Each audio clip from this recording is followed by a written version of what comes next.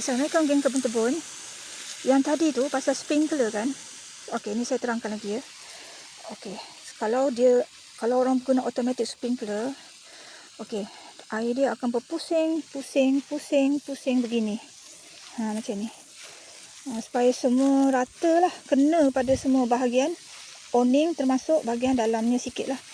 Situ. Tapi jangan terlampau dalam.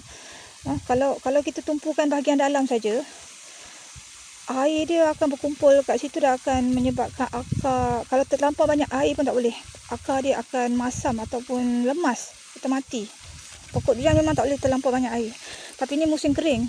Musim kering kita tak boleh harapkan air dia, sebab sini kita ada pasang air daripada drip. Ini bukan drip ni, air ni mengalir juga ni. Ni.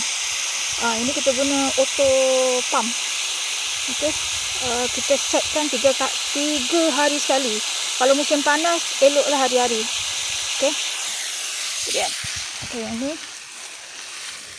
Okey, berkenaan sprinkler shower.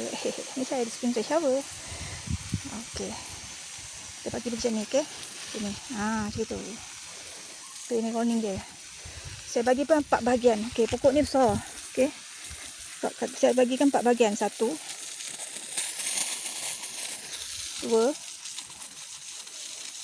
Okey, 1 bahagian dalam 6 ke 7 minit, 1 bahagian lagi 6 ke 7 minit.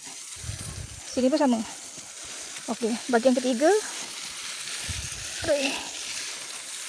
Bahagian 3, bahagian 4.